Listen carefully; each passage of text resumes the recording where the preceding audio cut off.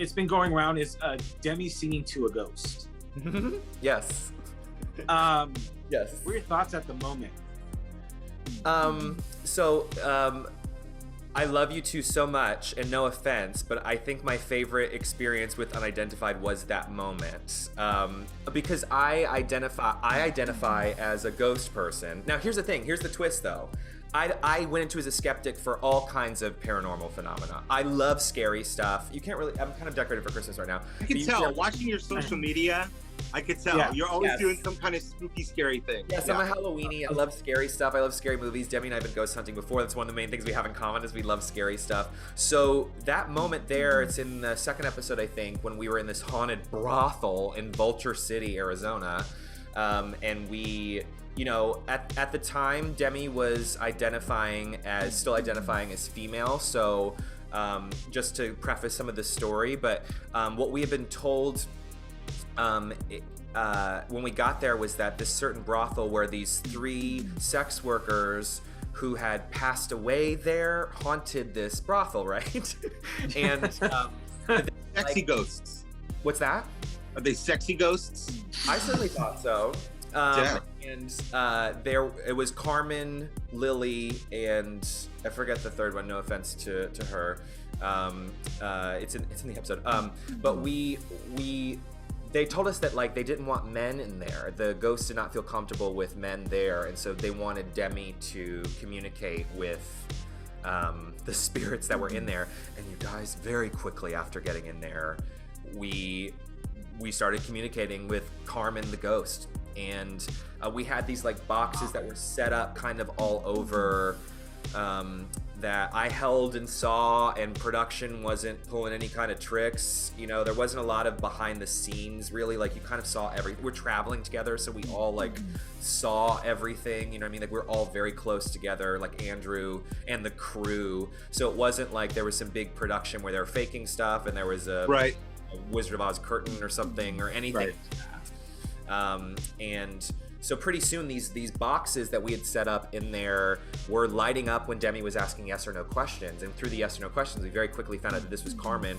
And Demi like intuitively picked up the fact that Carmen had trauma with men, and then Demi shared that they had trauma as well. And then they picked up on the fact that Carmen was a musician, maybe even a singer.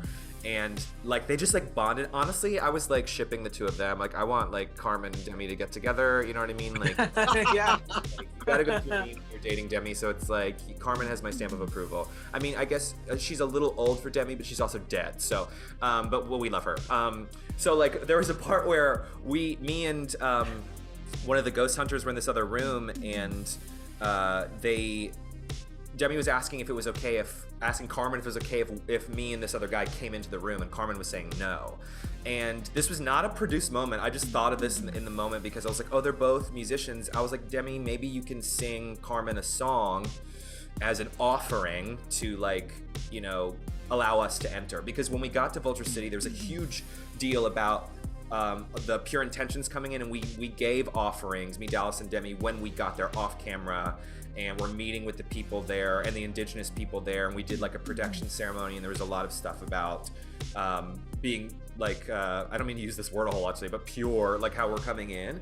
So like I was like, okay, maybe we can do an offering here, because you know that's what we've been doing the night before and all day really.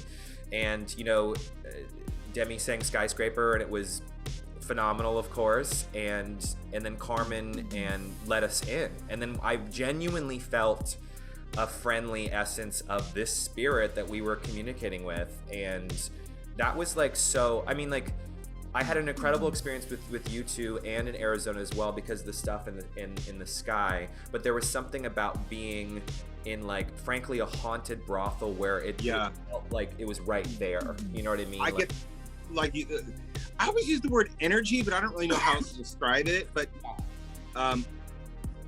like, you know, you're right. With sky watching, it's definitely different than being like in the space that shit went down. Yeah. And, you know, you got Carmen the ghost.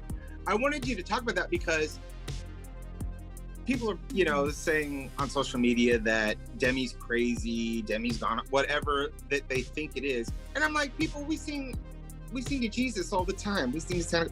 Like, I mean, people sing at funerals for dead people. Who cares? You know? And frankly, it's because Demi did it better than everybody else. What do you say to those people that say Demi's gone off the deep end for singing to a ghost?